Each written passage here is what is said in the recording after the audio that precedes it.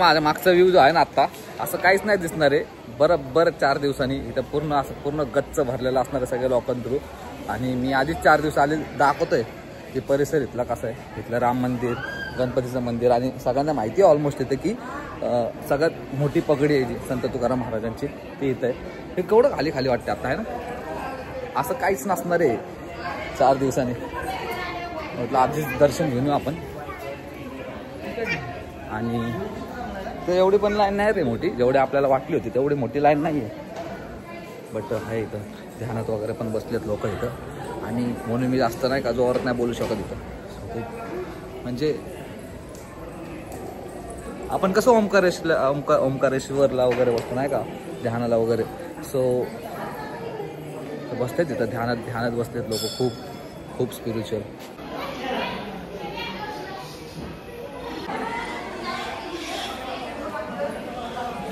खूपच भारी वातावरण झालं इथं. आणि असलं ढगाळ झालं ना, जोरात पाऊस येणार आहे त्याच्या आधी मला वाव.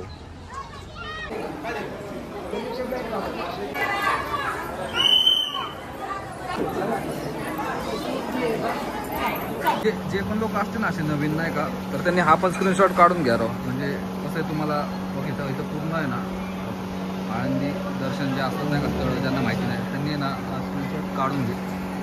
म्हणजे नाही का जर इथे इंद्रायणी असेल ना नदी तर इथं बघ प्रॉपर दिसेल तुम्हाला कुठं कुठं. म्हणजे मिस नाही होणार रे काय. म्हणजे नाही का असं होईल की तुम्ही श्रीराम मंदिरात गेलात मग इकडं नाही जाणार. तर सगळे जे मंदिरं होतील फिरून हा मॅपचा एकदा स्क्रीनशॉट काढून घ्या सगळ्यांनी.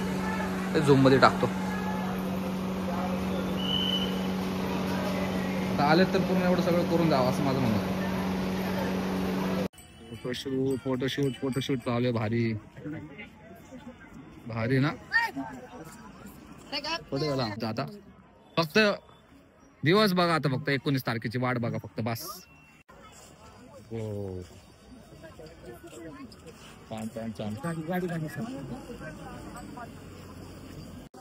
देऊपेक्षा जास्त इथं गर्दी आहे बरं का. खूपच गर्दी आहे. लोक काय करतात रे नाशिक मुंबईवरून आहे ना, त्यांना माहिती पॉसिबल नाही होणार इथं थांबायला वगैरे. तर ते काय करतात ते आत्ताच येतात ते इथं. पुण्यातले लोक ऑलरेडी आपल्या इथंच असतात सगळे. ते ऑलरेडी आरती सिटी मध्ये असतात. आणि कळतंय का फोटोज वगैरे फोटो सेशन चालू आहे इथं पद्धतशीर मध्ये. महाग नाशिकच वाटतंय ना सेम नाशिक.